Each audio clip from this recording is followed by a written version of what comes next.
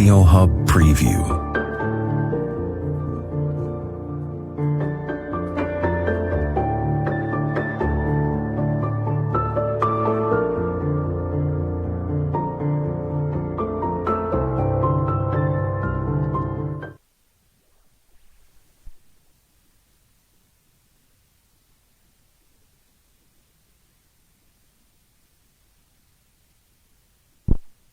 Il nous semble de souligner l'importance primordiale de notre activité politique et religieuse de l'association.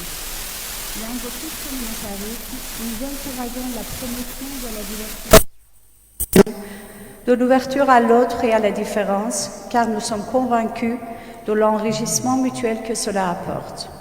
Nowruz, à l'image du 20 mars qui marque l'équinoxe de printemps, est célébré depuis plus de 3 millénaires et fêté de nos jours dans 19 pays par plus de 300 millions de personnes.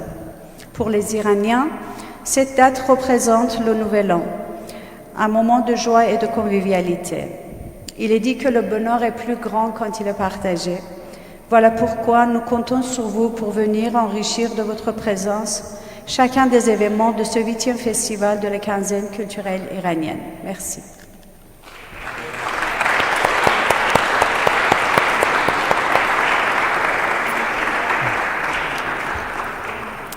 Merci à tous d'être ici dans cette belle salle de l'Aubette pour un des beaux événements de cette quinzaine. On est très heureux de recevoir des invités de marque ce soir.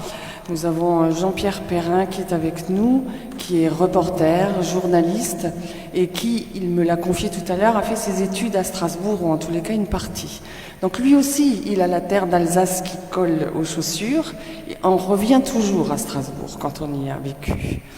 Et puis nous avons l'enfant du pays, lui aussi, Nicolas Wilde, dessinateur de BD, illustrateur, qui a, ainsi que Jean-Marie Perrin, collaboré à ce magnifique livre que j'espère vous allez tous vous procurer rapidement pour un échange ce soir pour nous expliquer. Parce que ce livre se veut didactique et pédagogique. Ce livre veut nous aider à comprendre, à décrypter, à mieux partager et surtout à être en union avec ce pays, l'Iran, qui passe en ce moment, et malheureusement depuis très longtemps, par des remous qui le secouent un petit peu. Alors comprendre, décrypter, saluer, et puis aussi être en solidarité et regarder vers l'avenir. Parce que les temps de Nowruz sont des temps d'espoir, cette soirée se veut une soirée d'espoir aussi. Alors moi je ne suis pas une politologue, je ne suis pas historienne, je ne suis pas dessinatrice de BD, je ne suis pas grand reporter. Donc je vais leur laisser la parole pour leur demander dans un premier temps de raconter un peu la genèse de ce projet. Puisque très rapidement, après la mort de Mahsa Amini en septembre 2022, très rapidement, et dans un temps très court, ce projet a vu le jour. C'est un projet ambitieux, c'est un gros livre, ça réunit beaucoup de personnes. Il y a 17 dessinateurs. Attendez, il faut que je prenne ma fiche parce que je ne me souviens plus des chiffres. Il y a 4 dessinateurs iraniens et 13 dessinateurs d'ailleurs. Il y a un politologue, un historien, un reporter. Il fallait réunir toutes ces personnes-là pour produire ce livre. Alors je vais poser quelques petites questions. Dans un premier temps, je vais leur laisser la parole et tout à la fin, vous pourrez poser des questions si vous en avez. Nicolas, le premier coup de fil quand on te l'a passé et qu'on t'a dit « Femme, vie, liberté, il y a quelque chose à faire », c'était comment ? En juin 2023. Enfin, moi, je ne suis pas vraiment la jeunesse du projet, je suis arrivé un peu à la fin. Okay. Et effectivement, j'ai eu un mail, c'était pas un coup de fil, et on m'a dit voulez-vous participer à un projet d'album avec Marjane Satrapi sur la révolution iranienne? Et j'ai réfléchi 2 secondes et j'ai dit oui. J'ai dit banco, allons-y. Et après, Jean-Pierre Perrin m'a appelé, et puis il a commencé à m'expliquer quelle était ma mission, en gros. Qu'est-ce qu'ils attendaient de moi et de quoi le livre parlait, et puis voilà. Jean-Pierre Perrin, vous étiez là à l'origine, dès le départ, ou comment ça s'est passé? Alors, d'abord, oui. Oui. L'initiative du livre revient à la directrice de la maison d'édition, qui malheureusement nous a quittés pour cause de maladie pendant le projet, qui était vraiment un déchirement, puisqu'elle n'a pas pu voir ce qu'elle avait initié. Donc elle connaissait Marjane Satrapi, célèbre pour ses bandes dessinées, mais aussi comme cinéaste, et lui a dit qu'est-ce qu'on peut faire pour aider les Iraniennes et les Iraniens dans ce contexte marqué par la répression, par l'incertitude, par la mort, par voilà, il fallait faire quelque chose. Et puis la bande dessinée lui est apparue comme le média le plus adapté à la situation iranienne. Pourquoi? Tout simplement parce qu'il n'y avait plus de visa et donc plus personne ne pouvait aller en Iran. Mais en revanche, on avait quand même des images qui nous parvenaient et en même temps, avec l'imagination, avec un peu l'enquête à distance aussi, on pouvait faire quelque chose. Donc Marjane Satrapi a réuni 16 dessinateurs, j'ai trouvé le 17e, et j'en suis très fier, de tous les pays. Hein, nous avons 4 Iraniens, nous avons Américains, Espagnols, Italiens, Français, évidemment, et nous les avons fait travailler. Alors, on s'est aperçu que finalement, être dessinateur, ce n'est pas être scénariste. Hein. Et donc, on a, avec un collègue iranien, nous avons créé 17 ou 18 scénarios sur lesquels ont travaillé les illustrateurs, dont peu connaissaient l'Iran, hein, finalement, mis à part évidemment les Iraniens et quelques autres. Donc, on a créé des scénarios sur mesure et finalement, le résultat a dépassé de beaucoup nos attentes. Vous voyez, moi j'avais imaginé par exemple de raconter l'histoire du cimetière de Téhéran, et parce que c'est un cimetière historique, parce que c'est un cimetière qui a accueilli à la fois les victimes de la guerre Iran-Irak, de la révolution, et puis aujourd'hui qui a accueilli aussi des manifestants qui ont été exécutés par le régime. Et je l'ai raconté au dessinateur, et il s'est tellement immergé dans le sujet qu'il est allé bien au-delà de ce que j'avais imaginé, en imaginant une rencontre dans la mort, dans le cimetière, dans les tombes, entre ceux qui avaient fait la révolution de 1979 et ceux d'aujourd'hui. Donc c'est un dialogue outre-tombe, par exemple. Vous voyez, et je crois que c'est une des bandes dessinées les plus réussies du livre. Bon, je ne vais pas trop monopoliser la parole. On avait très peu de temps pour le faire parce que le projet a dû être initié en février de l'année dernière et il fallait à tout prix qu'il soit prêt pour le mois de juin pour pouvoir, pour que l'album sorte le jour anniversaire de la mort de Mahsa Amini, qui était à l'origine donc du soulèvement de la jeunesse et en particulier des femmes iraniennes. Donc on a fait tout ça en 6 mois.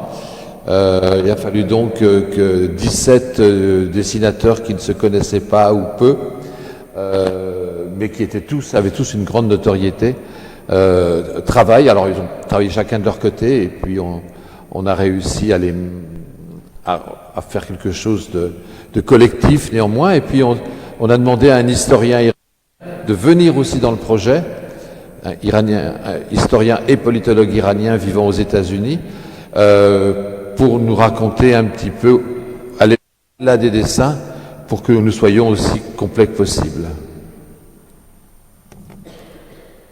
Vous avez dit tout à l'heure il y avait des problèmes de visa, le pays était très agité. Alors comment on fait d'un point de vue journalistique pour avoir des sources tangibles et des sources sûres? Parce que si j'ai bien compris, vous avez donné le matériau brut aux dessinateurs qui, eux, après, sans connaître l'Iran, devaient rendre ça un peu crédible et réel.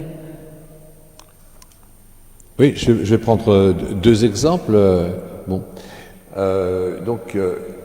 Les événements iraniens ont d'abord été connus grâce aux manifestations qui, pendant plusieurs mois, se sont déroulées dans les grandes villes, mais aussi les petites villes iraniennes, et qui ont fait l'objet d'une répression. Donc, séquence dessinée de raconter une manifestation. Alors, bon, comment j'ai fait? C'est pas très difficile, en fait. J'ai trouvé une Iranienne dont le mari était en Iran et participait aux manifestations, il était même venu un petit peu pour les organiser. Et je lui ai dit, écoute, évidemment, par des tas de canaux pour ne pas attirer l'attention, qu'il me raconte comment se déroule une manifestation. Parce qu'une manifestation en Iran, ça n'a rien à voir avec une manifestation en France ou en Europe. C'est-à-dire en France ou en Europe, vous pouvez manifester pendant plusieurs heures, ça se passe bien ou ça se passe mal, bon, mais vous pouvez quand même manifester un bon moment. En Iran, une manifestation dure au maximum une demi-heure. Maximum. En général, c'est 15 minutes. C'est pas tenable plus longtemps parce que la violence est telle que les manifestants ne peuvent pas tenir. Donc, comment se passe une manifestation? Personne ne sait en fait. Elle n'est pas décidée à l'avance. Elle est assez spontanée, en ce sens que les gens se disent, tiens, peut-être qu'aujourd'hui il y aura une manifestation. Peut-être, on ne sait pas. On cherche un peu où elle peut être, on va dans différents endroits de la ville. S'il y a un événement, l'anniversaire de la mort de quelqu'un, ça peut être un motif.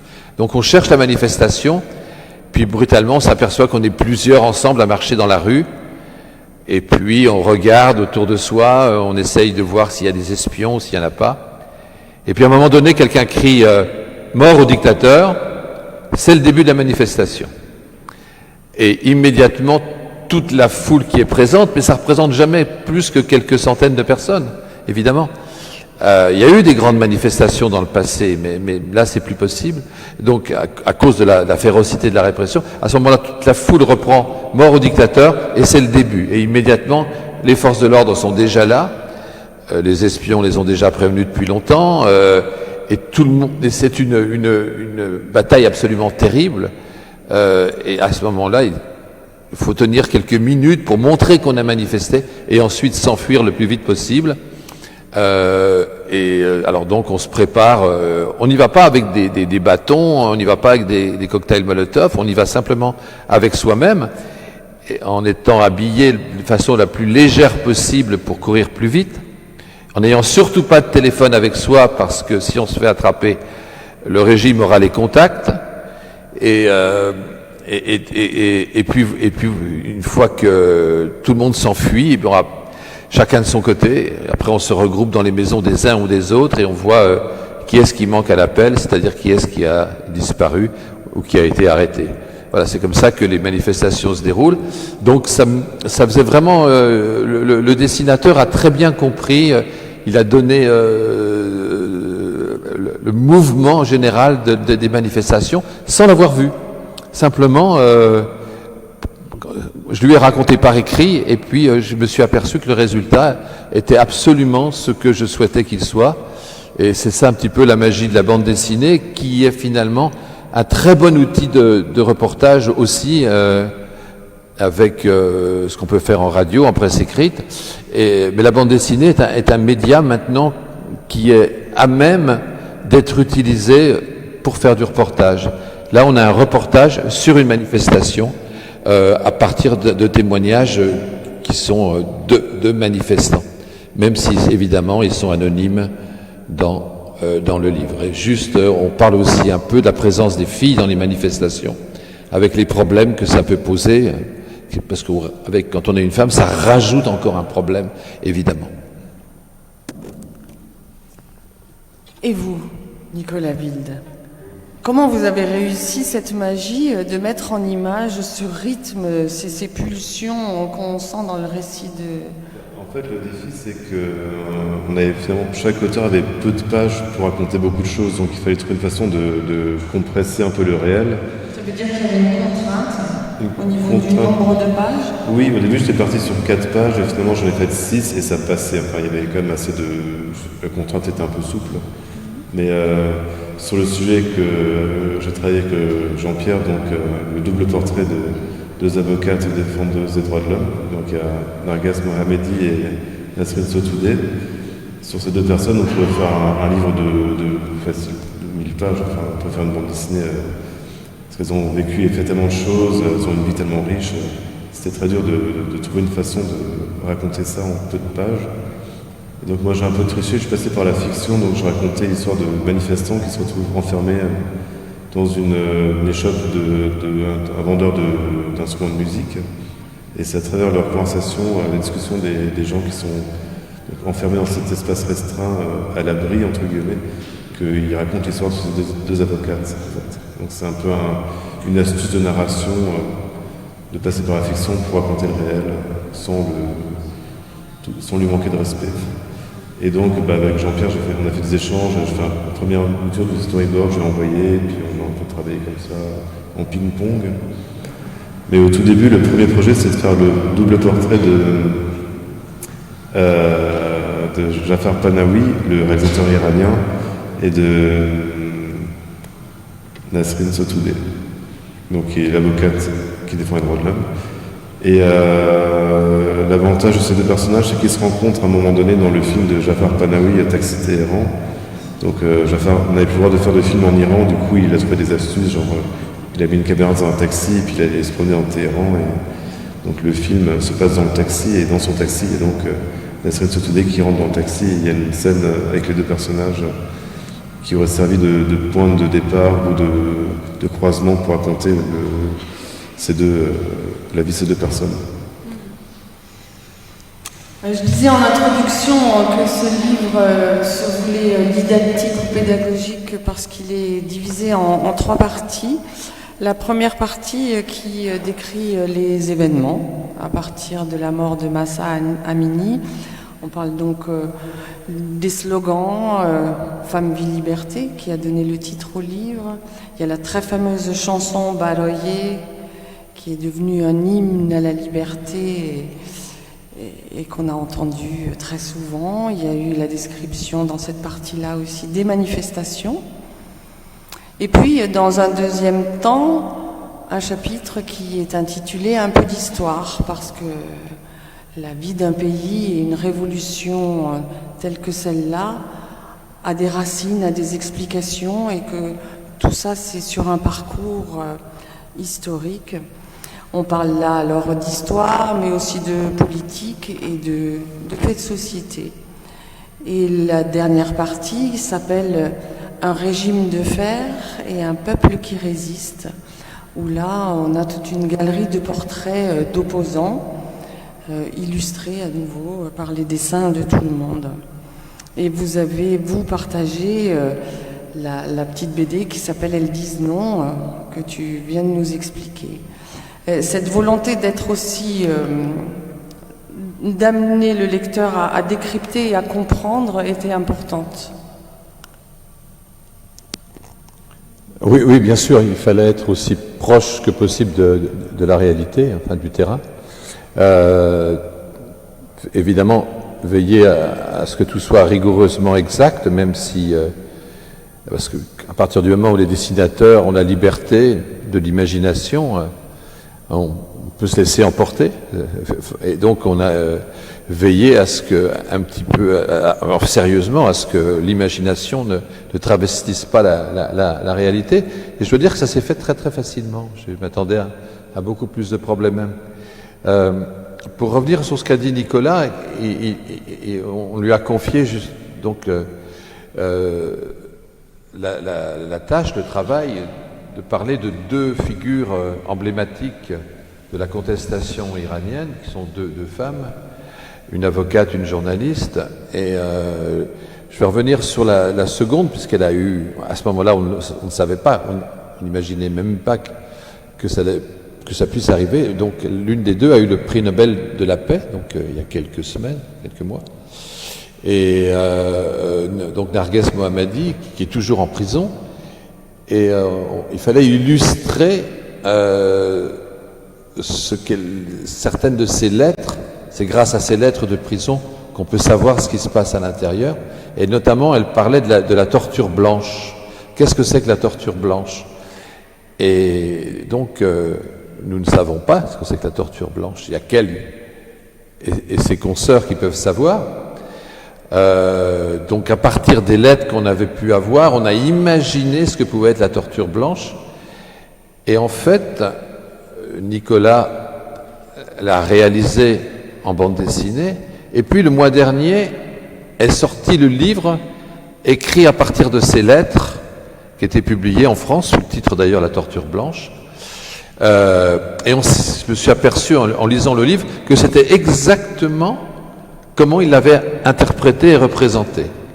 C'est-à-dire que vous êtes enfermé dans une pièce, on vous bat pas, on vous torture pas, on vous donne pas des coups, on vous menace pas, mais vous êtes dans une pièce entièrement blanche, totalement hermétique, sans ouverture. Et puis au bout d'un moment, on vous laisse là pendant des semaines, des mois, et vous vous dissolvez peu à peu dans le rien, dans le néant, dans le blanc des murs. Et dans cette bande dessinée, on en montre, je crois, quelques images, et bien c'est ce qui s'est passé.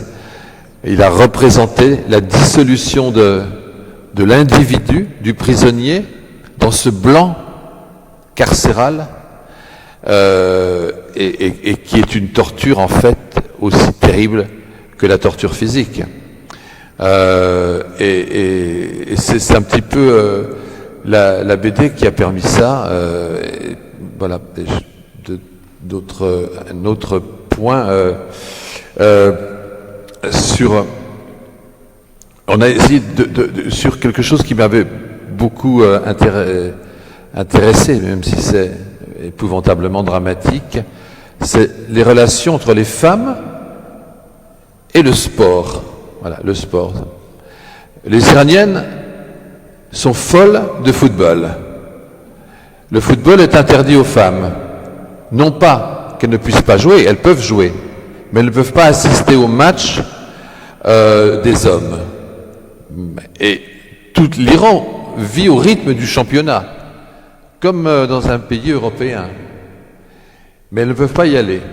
Donc certaines, évidemment, essayent de se faufiler à travers la foule pour assister à ces matchs.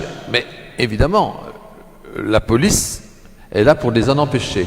Alors elles imaginent de se travestir et de se déguiser en homme. Et donc, c'est ce qu'ont fait plusieurs d'entre elles, l'une d'elles en particulier, qui s'est travestie en homme, mais malheureusement, elle a été repérée, et puis arrêtée, et puis relâchée, mais elle savait qu'elle allait repasser devant le tribunal et être condamnée à X mois de prison. Elle ne l'a pas supporté, cette idée. Elle s'est fait brûler vive dans la rue à Téhéran. Voilà, donc ça, on avait confié c'est difficile à illustrer quand même. Toute son histoire, ça s'appelle La jeune fille en bleu, parce que le bleu était la couleur de son équipe de Téhéran. J'ai oublié le nom de l'équipe, mais ça n'a pas d'importance.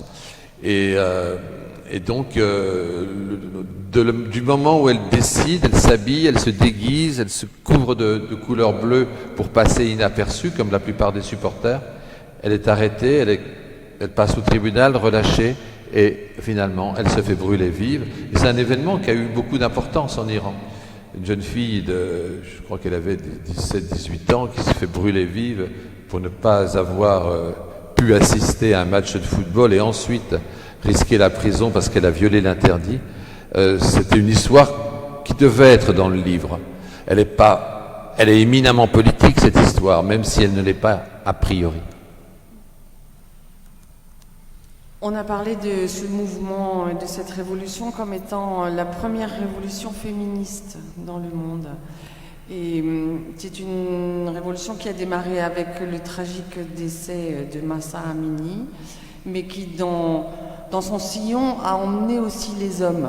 il n'y avait pas que des filles qui allaient protester dans la rue, les garçons étaient à côté d'eux, les hommes, plusieurs générations, et bien évidemment tout ça s'est étendu à la diaspora iranienne qui est bien importante de par le monde. Et on parle beaucoup des femmes, mais quel est le regard aussi qu'ont les hommes là-dessus? Quelle est leur part, leur participation et quelle est l'importance qu'ils ont dans le livre? Oui, alors le livre s'appelle Femmes, vie, liberté. Mais ça ne veut pas dire que les hommes ne sont pas concernés, évidemment. Et d'ailleurs, les 8 manifestants qui ont été exécutés pour avoir participé à des manifestations, et peut-être ont-ils commis des actes de violence, mais d'une part, ça ne justifie pas la peine de mort, et d'autre part, il aurait-il fallu encore que le procès soit juste. Or, il n'y a pas eu de procès, de caricature de procès, n'en parlons pas.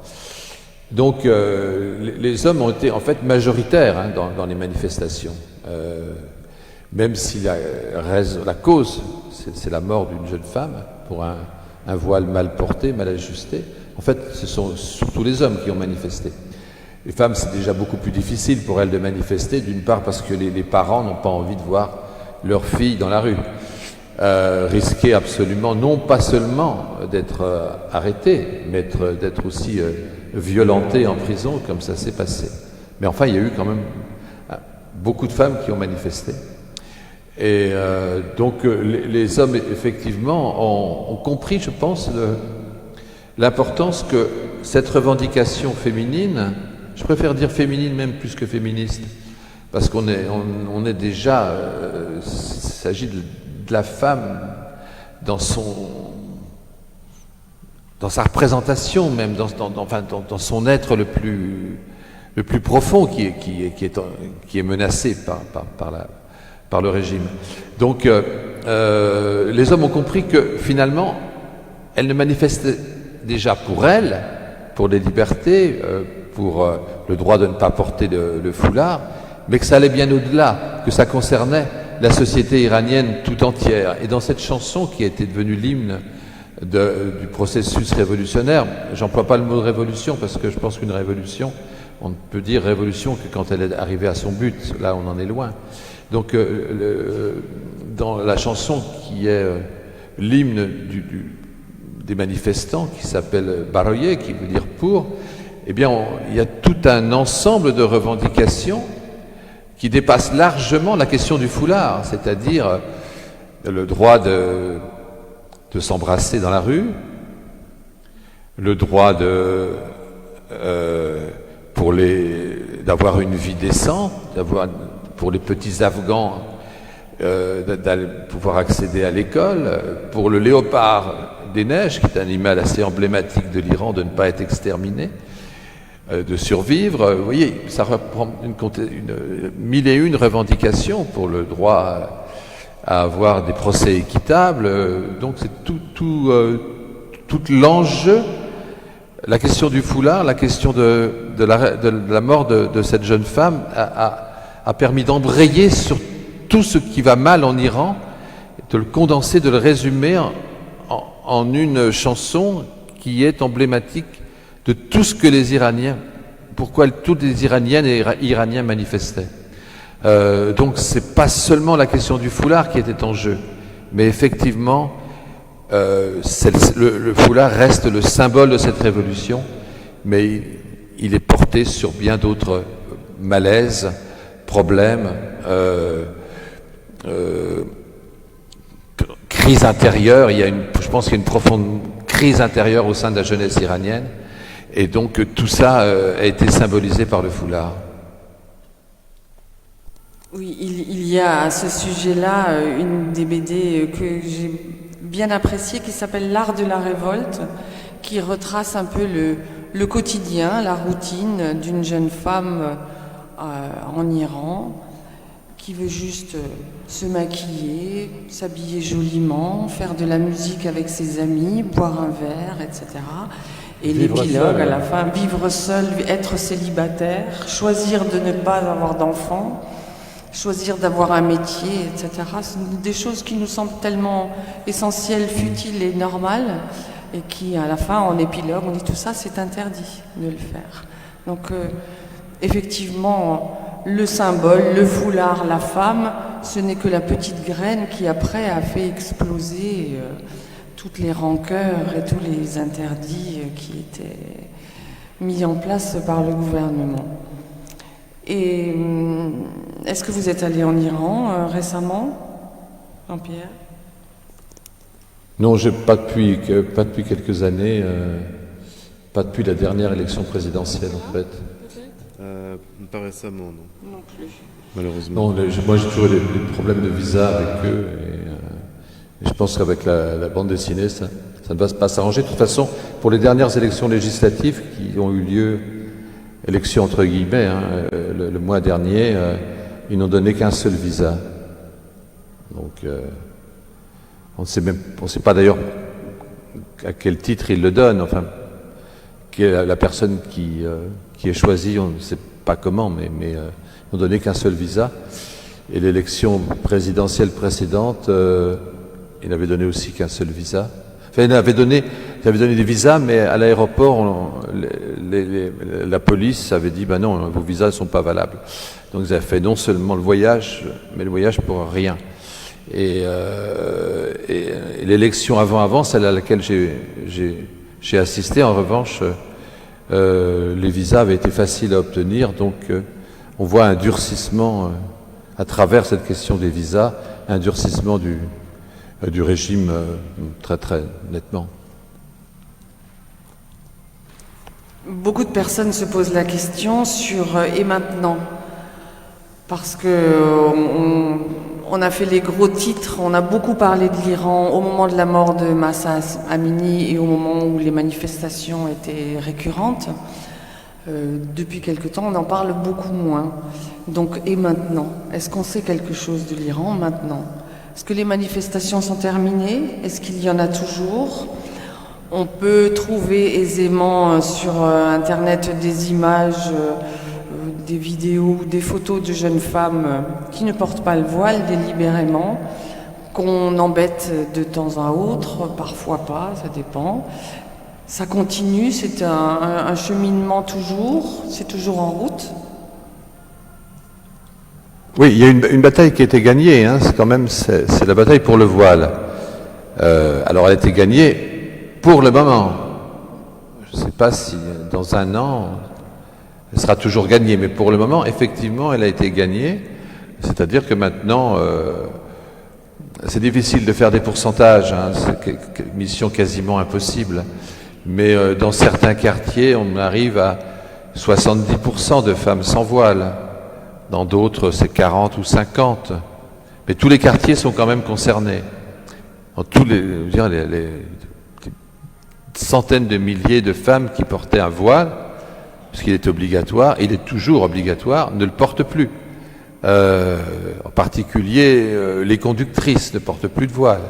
Alors le voile est absolument obligatoire dès lors que vous entrez dans l'espace public. Mais le régime a perdu cette bataille, puisque de plus en plus de femmes sont dévoilées, mais il ne désespère pas de reprendre, de reconvaincre la société iranienne à revenir vers le voile. Donc il y a tout un ensemble de menaces, de mesures de coercition, de punition, de répression. Par exemple, pour une conductrice, parce qu'il y a des caméras partout dans les rues, du moins à Téhéran, et si une femme se fait surprendre au volant de sa voiture sans voile, donc il y a une première convocation avec une amende, ou simplement une amende sans convocation. Deuxième fois où elle se fait prendre, deuxième amende, plus élevée.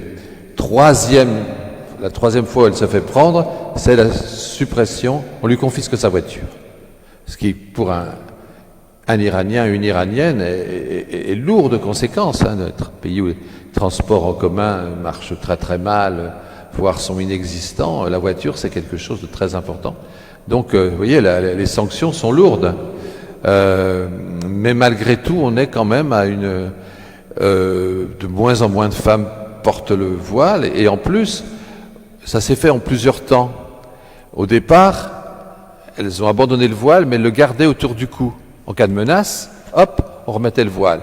Maintenant, on s'aperçoit que de plus en plus de femmes sortent sans même le voile du tout. Et puis, on a vu apparaître aussi, encore très très rare, les premières jupes. On n'a pas vu de jupe portée par les femmes pendant 45 ans quand même. Il faut remonter à la période du chat pour voir des femmes en jupe. Maintenant, on a vu les premières jupes. Alors, ça reste très très très marginal, hein, les jupes. Ça n'a rien à voir avec le foulard. Mais en tout cas, on peut dire que la bataille du foulard a été gagnée. C'est peut-être la seule chose sur laquelle le processus révolutionnaire a débouché. Mais alors, on faut croiser les doigts pour que ça dure. Parce que cette question du voile, elle est fondamentale. Derrière le voile, il y a tout le reste. Si les Iraniennes perdent sur la question du voile, ça sera l'ensemble des revendications qui seront aussi perdues. Alors pour dire qu'est-ce qui continue, non, il n'y a plus de manifestations, la répression était trop forte, la classe moyenne aussi n'a pas bougé. Elle n'a pas bougé pour raison essentielle, c'est que si vous allez manifester, vous vous faites arrêter, vous perdez votre travail. Qui est-ce qui va donner à manger aux enfants? C'est aussi simple que ça. Donc tous ceux qui ont manifesté étaient essentiellement moins de 30 ans, souvent moins de 25 ans, voire moins de 20 ans, beaucoup moins de 20 ans, parce qu'ils n'étaient pas encore engagés dans la vie active. Et donc, ça ne veut pas dire que le processus de contestation est mort. C'est-à-dire, il se cherche d'autres formes. Alors, il y a souvent des grèves maintenant dans l'enseignement ou dans les usines, dans la pétrochimie notamment. À part les grèves, il y a tout un...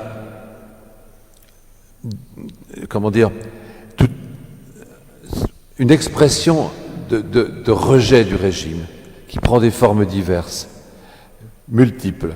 Et on a l'impression que maintenant nous avons une société qui va dans un sens et un régime qui va dans un autre. Les passerelles entre les uns ou les autres, il n'y en a quasiment plus, voire plus du tout. On est dans deux mondes qui ne se connaissent plus, qui ne se fréquentent plus, qui ne se regardent plus. Et la seule réponse que l'un de ces mondes apporte à l'autre, c'est de le réprimer. Et l'autre, c'est de résister à cette répression. Donc on est dans une société complètement dysfonctionnelle, complètement schizophrène d'une certaine façon. Parce que bon, le régime conserve quand même un noyau, sinon il serait déjà par terre. Hein. C'est difficile de l'estimer, mais 15, 20, 25% reste un noyau dur qui soutient le régime. Et donc et puis les 70, 75% restants qui ont pris totalement ces distances. Lors de certaines manifestations qui ont eu lieu de par l'Europe, on a senti évidemment beaucoup d'émotions de la part de la diaspora iranienne et aussi des Français ou autres Européens suivant le pays.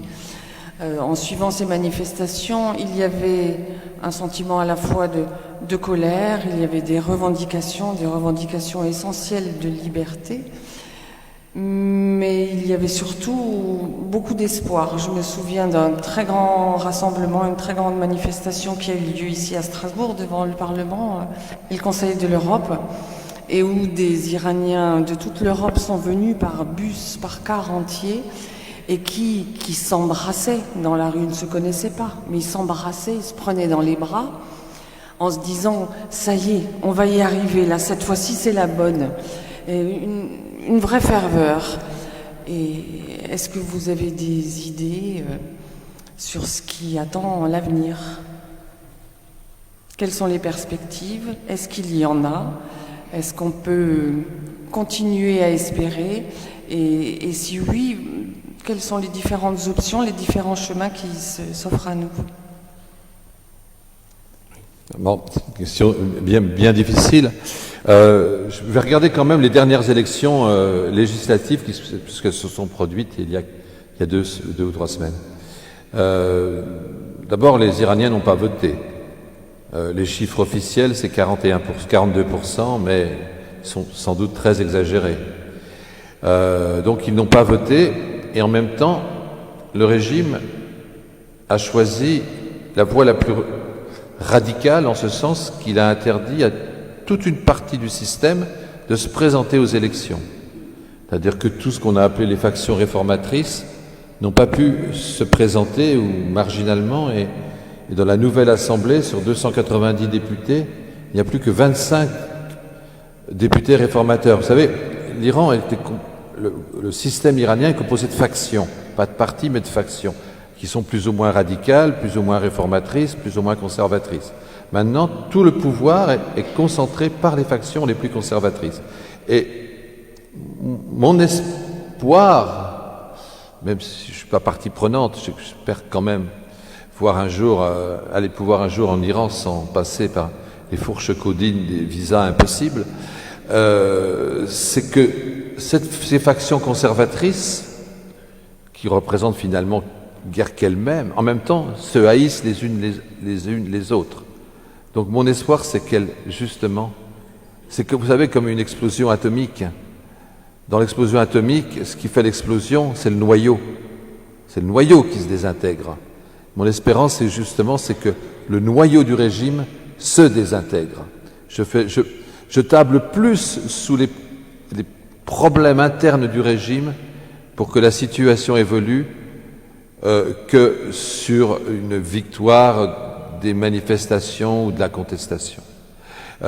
Sachant que le régime est dans une mauvaise passe, il le reconnaît lui-même, il sait qu'il y a un front intérieur désormais, ce qui peut-être l'a freiné dans la guerre de Gaza, c'est pour ça qu'il s'est gardé d'intervenir. Donc il y a ce front intérieur, mais en même temps, les contradictions du régime sont telles qu'à un moment donné, il va être confronté au problème qu'il a lui-même créé. Maintenant, tout le pouvoir est concentré au sein du guide suprême. Ce guide suprême a 85 ans depuis un jour ou deux. Et ça ne veut pas dire qu'il ne va pas encore vivre 10 ans. On ne sait pas.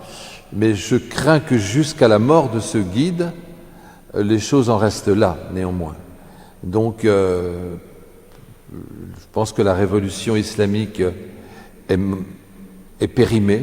Je pense que le régime est à sa fin, mais cette fin peut demander encore longtemps. Si on prend l'exemple de l'Espagne du général Franco, pendant combien de temps on a espéré la mort de Franco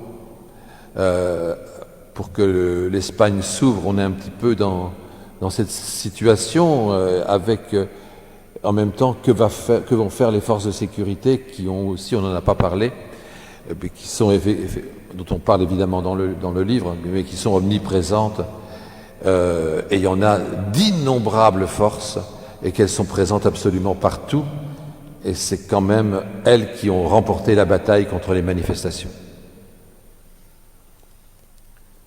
En tous les cas, ces trois mots, femme, vie, liberté, veulent beaucoup dire, et c'est un message tellement universel qu'il fait du bien à l'humanité.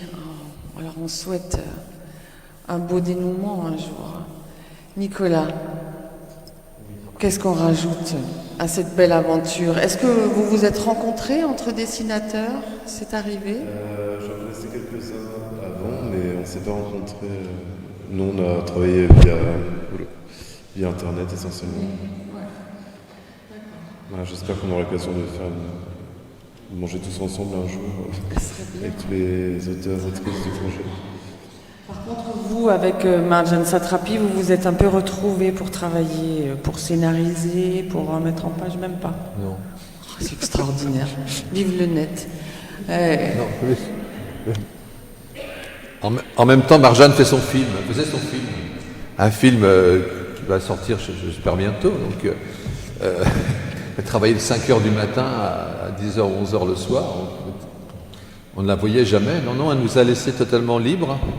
Évidemment, elle a regardé tout, mais non, et d'ailleurs, elle intervient très peu. Elle a fait évidemment la couverture, quelques dessins intermédiaires et une courte bande dessinée, mais non, mais en même temps, elle nous a accordé sa confiance.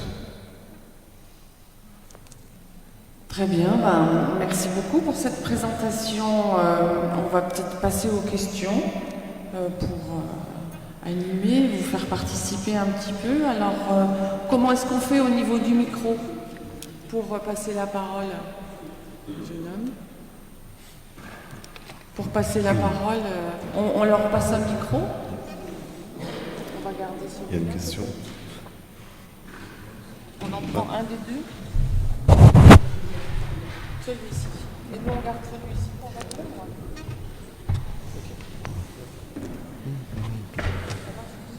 Oui. L'acoustique n'est pas terrible. Merci. Bonsoir. Vous avez fait tout à l'heure un parallèle avec la situation espagnole. 30 ans après la fin de la guerre civile, l'Espagne s'est ouverte au tourisme international. Des millions de gens sont venus et le régime s'est transformé en ce qu'on a appelé la dicta blanda, c'est-à-dire la dicta molle et plus la dicta dure. Pendant les 15 dernières années du dictateur vieillissant qui n'a pas eu de successeur en dehors du roi qui très vite a ensuite libéralisé. Donc il n'y avait plus quasiment de dictature en Espagne.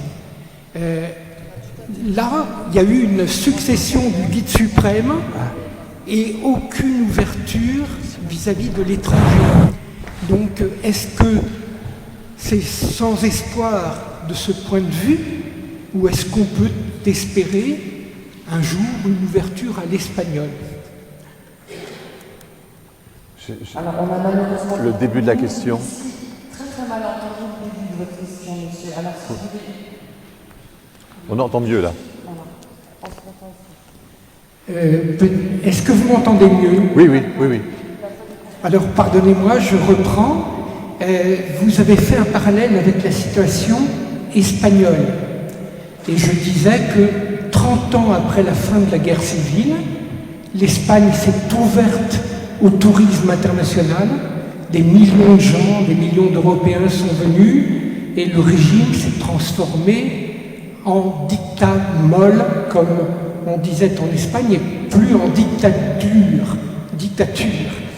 Et donc, est-ce que on peut espérer une ouverture?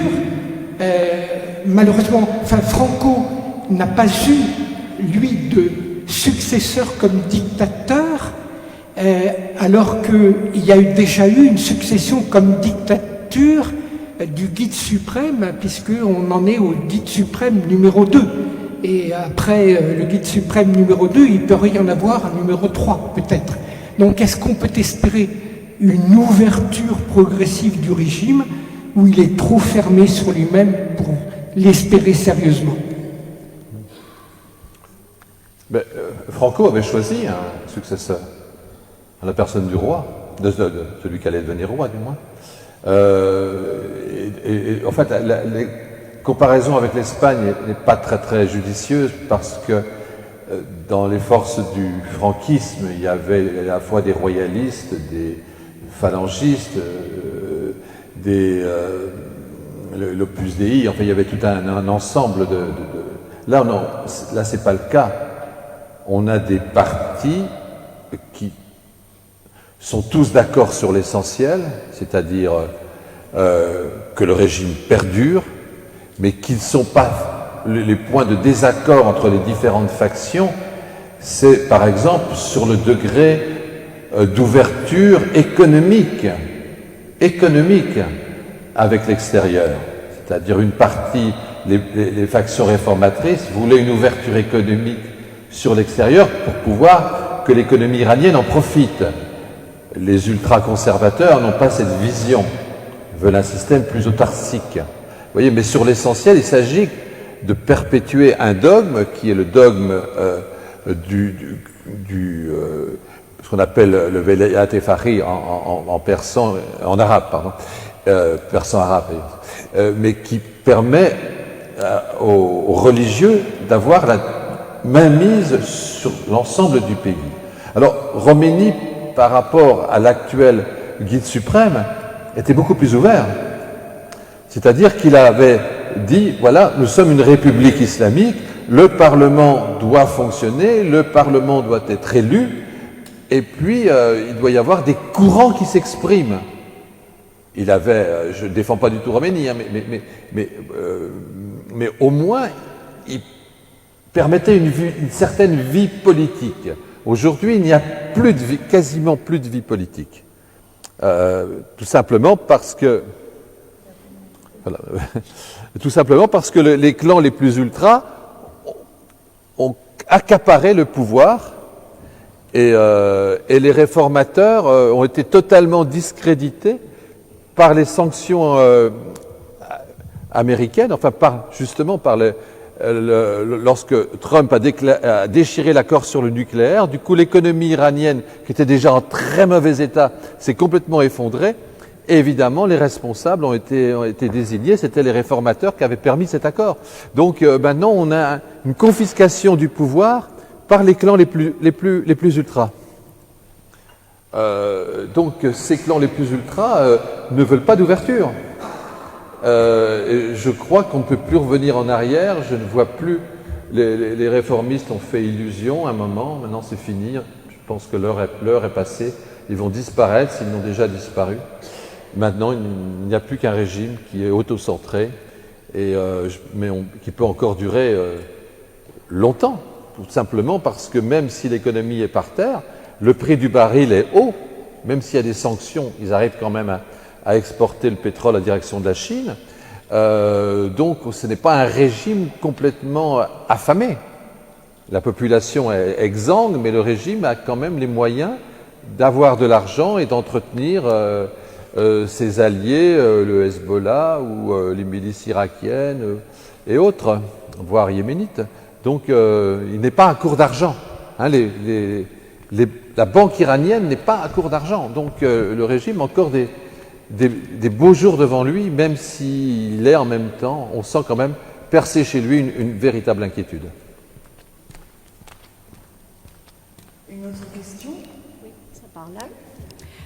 Sur le plan culturel, quel changement vous voyez que ce mouvement a apporté dans la société iranienne? Merci. Oui, alors, vous savez, le régime est particulier en ce sens qu'il a toujours quand même laissé des espaces de liberté.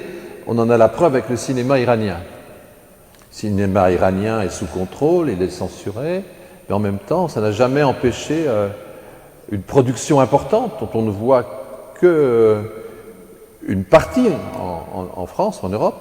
Il y a une production importante de films.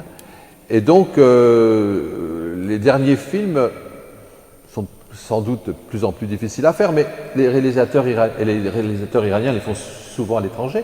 Mais enfin, le dernier, qui s'appelle Chronique de Téhéran, a été tourné en Iran, avec différents subterfuges. Donc, il y a quand même toujours la culture iranienne est comme un antidote, quand même,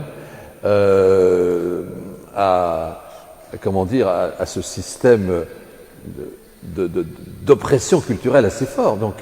Donc, alors, évidemment, on a vu comme nouvelle forme l'émergence du rap. Le rap n'est pas nouveau en Iran, hein, ça fait 20 ans déjà qu'il y a des rappeurs en Iran et des rappeurs qui ont, je pense à un en particulier qui s'appelle Ishkas, qui avait déjà quand même vraiment secoué le cocotier.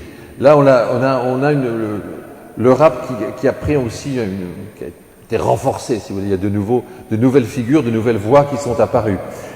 Au niveau du graphisme, je ne crois pas qu'il y ait franchement de choses très, très nouvelles, mais il y a le sentiment quand même qu'il faut revenir avant la dictature religieuse. Non pas forcément avec, comme c'était sous le régime du Shah, mais il y a un retour aux références les plus ancestrales, la célébration du printemps qui a toujours été célébrée, mais elle l'est peut-être encore davantage aujourd'hui, la référence aux grands poètes classiques qui font leur entrée dans la chanson moderne. Ils ne sont jamais partis, mais Hafez par exemple, ou Saadi retrouvent encore une nouvelle jeunesse. Hein. Ils n'ont jamais disparu, ils ont toujours été dans la mémoire, dans la pensée. Je veux dire, les garçons ont toujours dragué les filles avec des poèmes d'Hafez. Hein.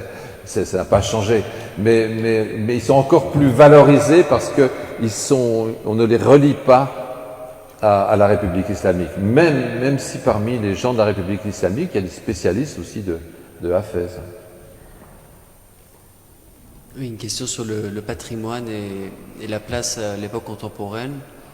Beaucoup de gens pensent que un moyen de, en tout cas, défendre la culture iranienne et son patrimoine, c'est faire de l'ombre au pouvoir théologique, théocratique, etc. C'est-à-dire que ça en va jusque-là. On est opposant, non pas politique, mais opposant parce qu'on défend un patrimoine. Avec votre regard d'expert, quelle est la place des défenseurs du patrimoine dans cette région au XXIe siècle? À ma génération, notre génération, qui voulons défendre surtout le patrimoine, qui n'ont pas forcément d'idées fixes et d'idéologie, comment pouvons-nous, non pas traiter avec eux, mais défendre notre histoire? Le patrimoine, vous voulez dire Du Hanot jusqu'à les belles maisons d'époque Rajal qu'on voit à côté de Tajish. Non, si au début de la Révolution, il y a eu quelques craintes sur le patrimoine iranien, non, le régime, il faut lui reconnaître ça, il a quand même... il n'a pas détruit Persépolis, par exemple, il l'a entretenu. Aujourd'hui, il y a des millions de visiteurs chaque année à Persépolis. Bon, je suis déjà allé, on le fait au son des haut-parleurs, c'est assez pénible, mais quand même, il n'a pas touché aux ruines. C'est pas les talibans quand même. Hein. Ils n'ont pas détruit les talibans ont détruit les Bouddhas de Bamiyan. Le régime n'a pas détruit le patrimoine iranien. Il l'a même plutôt entretenu. Il y a des archéologues, il y a tout un tas d'artisans les mosquées que ce soit celles d'Ispahan, de Shiraz, sont merveilleusement bien entretenues. Donc, je pense pas que le souci du patrimoine, ça soit... Il n'a pas été iconoclaste, hein, il ne s'est pas comporté comme les talibans. Je ne sais pas si j'ai répondu à votre question. Non, mais en tout cas, merci. Je ne suis pas totalement d'accord, puisque vous allez à Yazd, vous voyez très bien que le XVIIe siècle iranien a été en partie détruit. Oui. Attendez, laissez-moi juste... Et deuxièmement, vous parlez de... Mais je veux dire, c'est pas une intentionnalité. Oui, c'est une pulsion. Comment? C'est une pulsion révolutionnaire de processus. C'est le fait de n'avoir pas entretenu, mais comme aucun pays de la région n'entretient son patrimoine. Non, mais tout le monde n'y va pas avec une pioche. Comment? Tout le monde n'y va pas avec une pioche, parce que les hommes et les femmes sont dévêtus ou ivres représentés, ce sont des images. Mais vous disiez Persépolis. Jusqu'à 2011, vous marchiez sur les marches que Dariush a fait construire donc je pense que dire que le régime théocratique a défendu le patrimoine iranien, c'est pas mon opinion, mais ma question précise, c'est justement, Persépolis n'a pas été détruit parce que vous avez eu des centaines de personnes qui étaient devant. Donc ma question c'est... Ah si, monsieur. Il y a eu, en 1900, je vais vous dire exactement les dates, en 1990, il y a eu la visite du président iranien de l'époque, Ali Akbar Hashemi Rafsanjani, qui est allé à Persépolis. Lui, dirigeant religieux, est allé à Persépolis et il a eu cette phrase « J'ai senti à Persépolis le poids millénaire de l'Iran et donc il s'est présenté, la République islamique s'est présentée comme ceux qui allaient poursuivre cette grandeur de l'Iran achéménide. Évidemment, c'était de la propagande, on est bien d'accord, c'était pas sincère. Mais le fait de le dire, c'est quand même quelque chose, vous voyez. Si vous remontez au début de la Révolution, avec des gens comme Khalkhali, vous voulez aller détruire Persépolis. Donc il y a eu quand même une évolution. Je veux dire, je suis d'accord avec vous, ils n'ont pas pris soin comme il faudrait du patrimoine, mais moi c'est pas là où le problème il est. Le vrai problème de l'Iran aujourd'hui, c'est l'environnement. C'est ça. L'environnement, c'est beaucoup plus important que la défense du patrimoine, c'est important, mais là, l'Iran est dans un état, d'un point de vue écologique, qui est... L'Iran est capote. C'est-à-dire, il y a eu des manifestations pendant des mois et des mois à Ispahan des agriculteurs parce qu'il n'y avait plus d'eau dans la principale rivière du pays. Il y a une répression de tout mouvement environnementaliste qui est phénoménale. Je pense que des régions entières de l'Iran ne vont plus pouvoir être habitées dans les années à venir, tout simplement parce qu'il n'y a plus d'eau. Il y a des tempêtes de sable, ce qui se passe dans le sud de l'Iran, du côté d'Abadan, avec des journées entières de tempêtes de poussière, le manque d'eau, tout ça fait que le péril écologique en Iran, peut-être que ça facilitera la chute du régime, mais la situation économique, environnementale en Iran est absolument catastrophique. Ils ont construit par exemple des dizaines de barrages qui n'avaient aucune raison d'être, uniquement pour des raisons de corruption, de prébande, etc. Mais je veux dire, on n'en parle pas parce que la situation politique est tellement prégnante, mais derrière, ça cache quand même une situation de l'environnement catastrophique. Bonsoir. Juste pour compléter ce que disait Kian, je pense qu'il y a un sentiment d'abandon volontaire de la part de ce régime pour tout ce qui concerne tout ce qui est archéologie. Il y a à peine un mois, il y avait un environnement avec des traces des Achéménides qui a été volontairement détruit par un organisme qui s'appelle Jahod Sazandegi et qui voulait faire des tuyaux d'eau ou je ne sais quoi. Et un archéologue qui fait ça depuis 60 ans était en train de pleurer comme s'il pleurait sur la tombe de sa mère en fait, ou je ne sais qui d'un proche. Bref, il y a cet abandon volontaire qu'on ressent et que les gens doivent se battre pour les garder, tout comme pour l'environnement. Les gens qui se battent pour l'environnement iranien se font mettre dans les prisons et on n'en parle pas assez. Et ça, c'est dans la continuité de ce que disait Kian, mais moi, je voulais, peut-être, c'est une question ou une remarque, est-ce qu'il est juste de comparer la société iranienne ou une révolution qui se passe en Iran ou des révoltes, comme on peut les appeler, en Iran, dans un pays comme l'Iran, avec son histoire et sa géopolitique, et un pays européen? À mon avis, non. Mais je voudrais connaître votre avis là-dessus. Moi, c'est pas seulement, en général, je pense qu'on peut jamais comparer deux situations historiques d'aucune façon. On peut tirer les enseignements d'une situation historique d'un pays voisin, évidemment, mais comparaison, non. Non, et je veux dire, chaque pays a son histoire différente, a sa population différente, donc moi je ne fais pas de comparaison, non. J'ai utilisé je parlais d'un rapide parallèle avec le régime franquiste, mais c'est sur un point précis. Non, je ne fais aucune comparaison entre des régimes... Parce que j'ai souvent entendu depuis 1 an et demi, bientôt 2 ans, que les gens gentiment me disaient mais pourquoi les Iraniens ne font rien? Regardez les Grecs, regardez les Espagnols, regardez ci et ça. Et puis j'ai juste envie de dire, dès qu'on fait quelque chose, il y a de l'argent, des dollars qui se libèrent de la part des États-Unis et autres. Je ne veux pas développer le sujet, je voulais juste que les gens soient informés qu'en Iran, on ne fait pas la révolution comme ailleurs. Voilà. Mais on ne fait nulle part la révolution en copiant les pays voisins, je veux dire. Chaque pays a son évolution propre. Non, oui, mais en Iran, le peuple n'est pas tout à fait le maître de son sort. Non, bien sûr, mais... Merci. Est-ce qu'il y a des questions?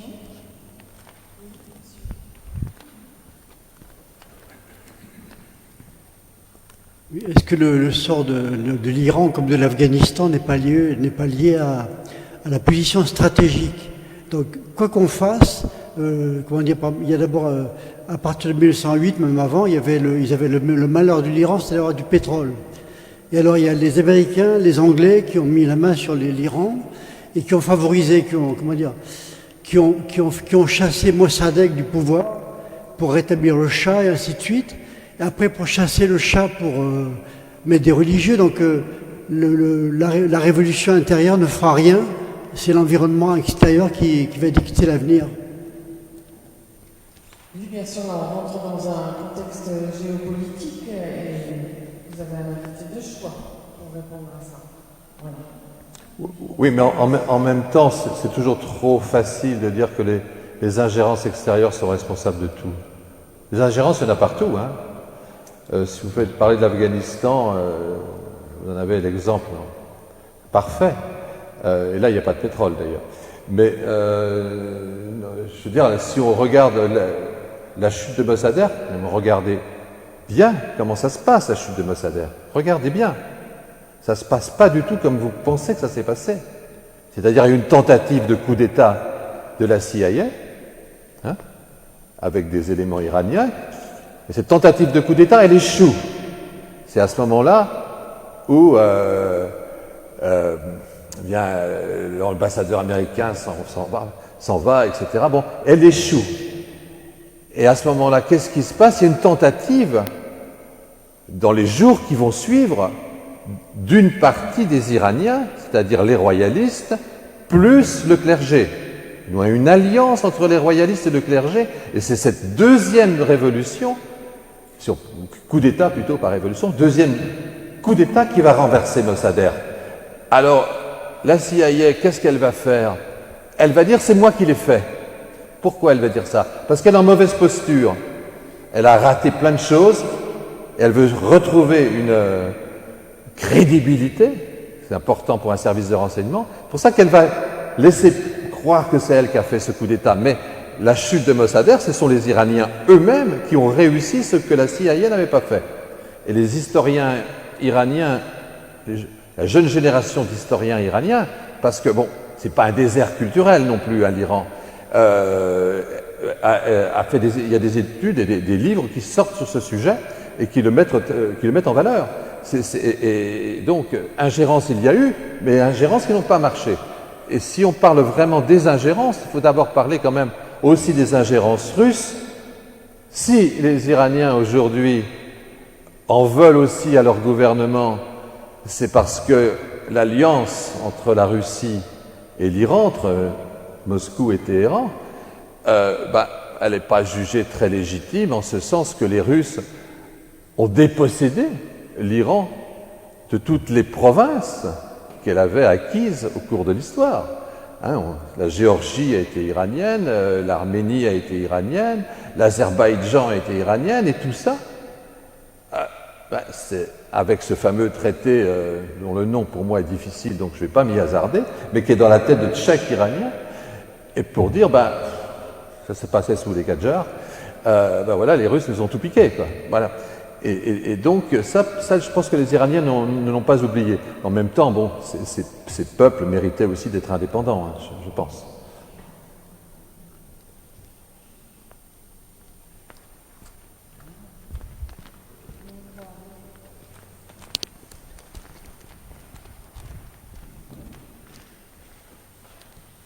Oui, bonsoir. J'aimerais parler de la question des réseaux sociaux.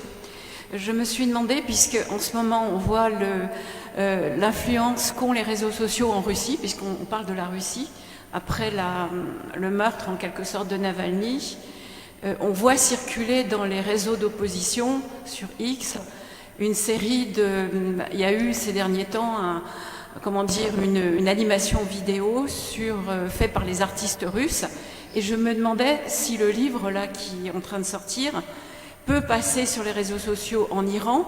Quel est l'impact, si vous voulez, des réseaux sur la population iranienne? Est-ce qu'elle en a une ou pas? Est-ce qu'il y a déjà eu quel est votre avis là-dessus?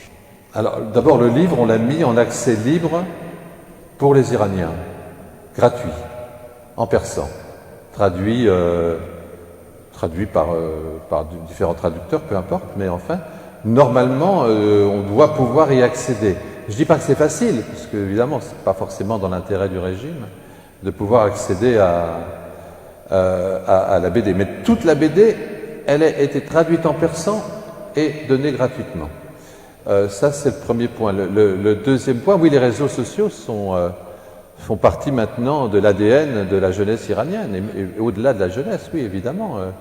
Tout le monde est sur les réseaux sociaux, et le régime est aussi sur les réseaux sociaux. Donc tout le monde est sur les réseaux sociaux. Le régime essayant évidemment de bloquer, avec un certain génie quand même en matière informatique, c'est qu'il a réussi ce que peu de pays sont capables de faire, peut-être un peu plus maintenant, mais en tout cas l'année dernière, c'est d'isoler les réseaux sociaux dans une partie du pays, dans une ville, dans une région, de couper. Et le reste, ça marche. Toujours ça marche. Ils arrivent à isoler. Pendant, mettons, 2 heures, le temps qu'une manifestation se déroule, pendant une journée ou pendant ou plusieurs jours. Donc, mais effectivement, sans les réseaux sociaux, il n'y aurait sans doute pas eu... la révolte iranienne n'aurait pas pris cette ampleur, parce que c'est la seule façon de pouvoir communiquer. Et le régime en a bien pris conscience. Donc, c'est pour ça qu'il est si important, quand vous manifestez, de n'avoir pas votre téléphone avec vous. Justement, si les autorités vous arrêtent et ont accès au téléphone, ils ont accès à tous vos contacts sur les réseaux sociaux. Donc, c'est à la fois, c'est permis beaucoup de choses, mais il y a aussi, ça représente aussi une menace en même temps. Merci.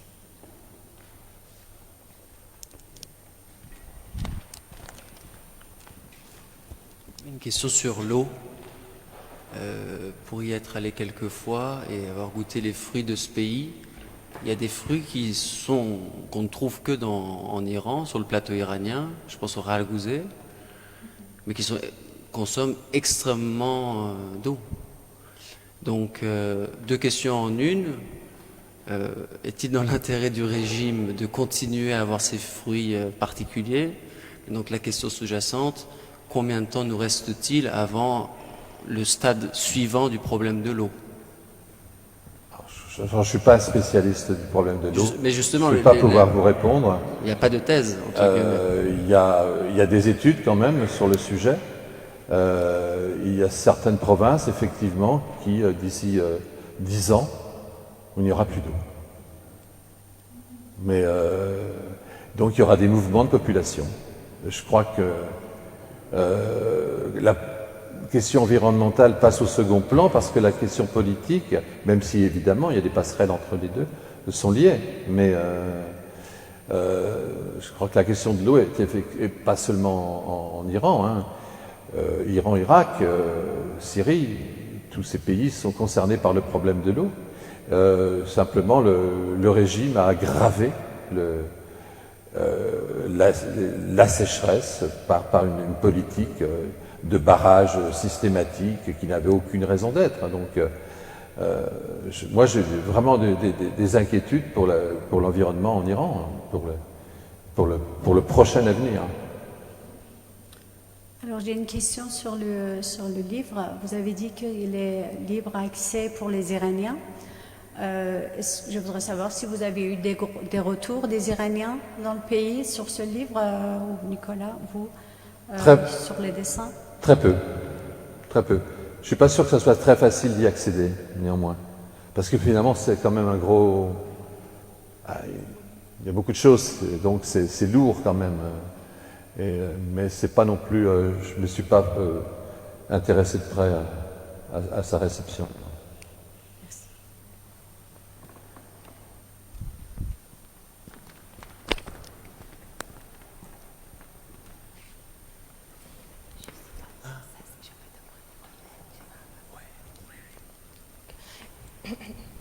Et excusez-moi, en fait, je ne parle pas bien français, mais je voulais juste ajouter quelque chose, si vous me permettez. Je peux? Oui. Ok. Et en fait, j'aimerais bien juste ajouter quelque chose. Quand on parle de révolution iranienne, on ne parle pas de Kurdes. On n'a jamais précisé quelques mots pour les Kurdes.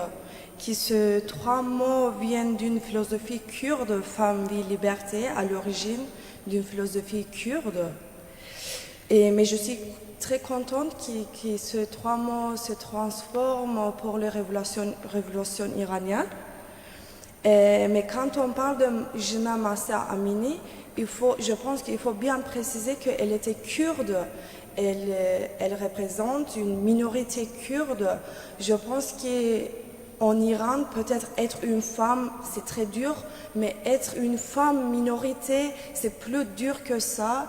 Juste, voilà, je voulais ajouter ça. C'est une très, très importante information, je pense. Merci beaucoup pour cette précision.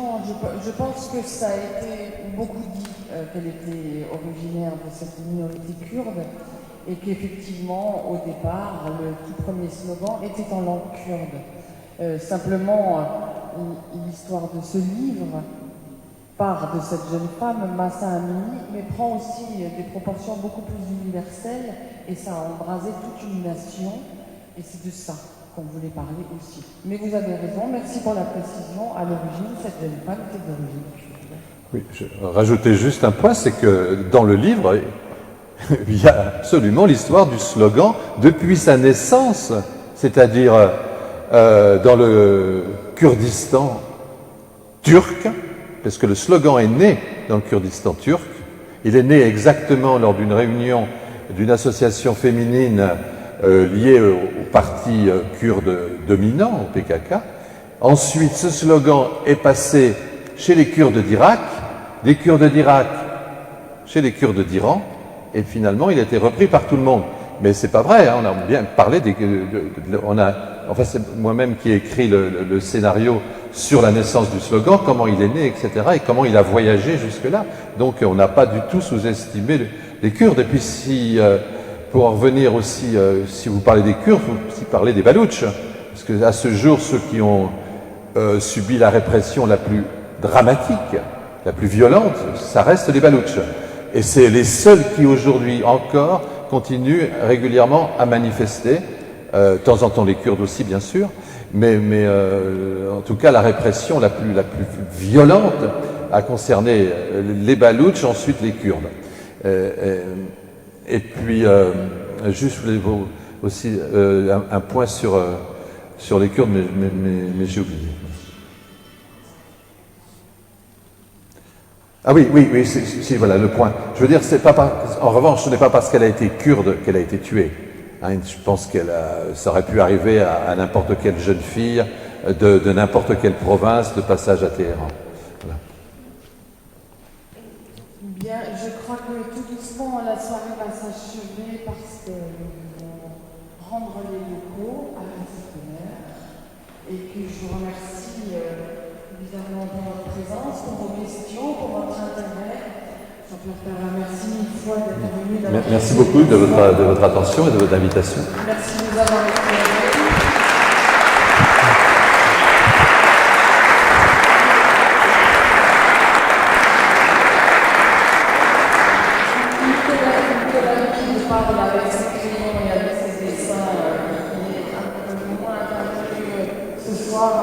Mais j'invite à regarder ce qu'il a fait sur la torture blanche, comment il a traduit et transcrit.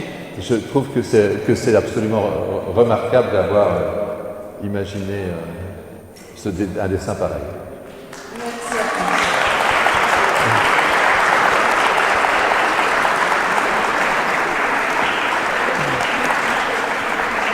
vous. On a mérité de boire un coup. Hein. Ah oui, alors, une bonne bière.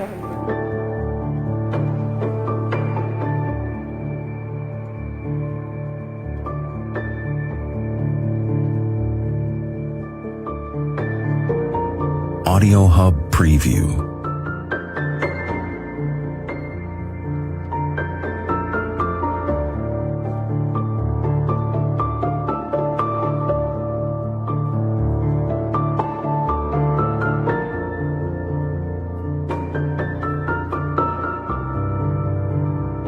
Audio Hub Preview.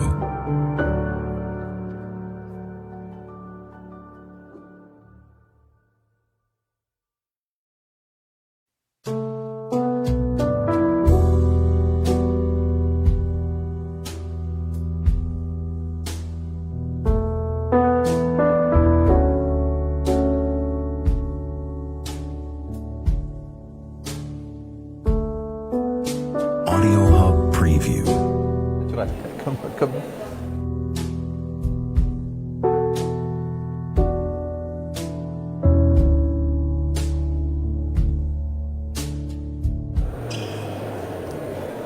Bonsoir, Monsieur Jean-Pierre Perrin. Nous venons d'assister à la rencontre culturelle, la BD Femmes, Vie, Liberté. Vous êtes un journaliste et reporter spécialisé dans le Moyen et Proche-Orient. Et j'ai quelques questions pour vous. Est-ce que la BD Femmes, Vie, Liberté reflète-t-elle vraiment la condition des femmes en Iran? Alors, dans une BD, vous ne pouvez pas tout écrire, ni tout dessiner. Mais vous essayez d'aller à l'essentiel. Je pense que pour l'essentiel, oui, la BD représente la situation de la jeunesse iranienne, des jeunes femmes iraniennes. Je pense qu'on n'a peut-être pas développé les vieilles femmes et la situation des vieilles femmes iraniennes, qui peut être différente ou pas d'ailleurs.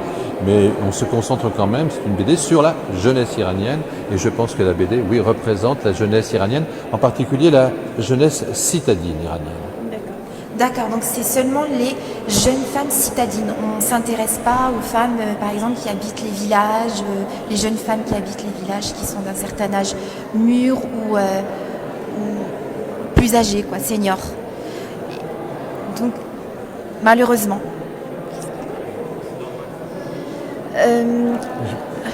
Je vais répondre à votre question quand même, mais enfin il faut savoir qu'en Iran, 70% de la population vit dans les villes.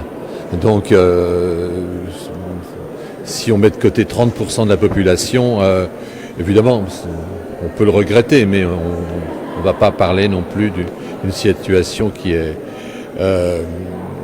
L'essentiel est quand même de dire ce qui se passe dans la vie. De toute façon, la vie politique en Iran, depuis les 1900 et quelques, se passe dans les villes. Les campagnes ne jouent aucun rôle politique, donc c'est normal qu'on s'attarde davantage à ce qui se passe dans la ville et ce qui se passe à la campagne, en plus, beaucoup plus difficile à appréhender. Merci. Et pour vous, quel est le message le plus puissant dans la BD Femmes, Vie, Liberté? Je ne pense pas qu'on ait voulu donner un message. On rend compte d'une situation, on rend compte de la répression, on rend compte de la situation de la jeunesse iranienne, des sportives iraniennes,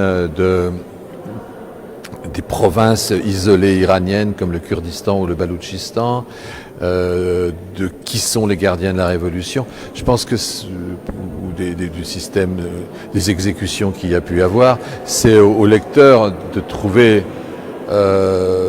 les messages s'il y en a un. Moi, je n'ai pas voulu donner de message en écrivant les scénarios. J'ai simplement voulu informer, comme le ferait un journaliste dans un article, de ce que j'ai appris, de ce que j'ai cherché à trouver et remonter à ce qui s'est passé à l'origine du mouvement. Mais le message, moi je n'ai pas voulu donner de message particulier. Je pense que la réalité parle d'elle-même.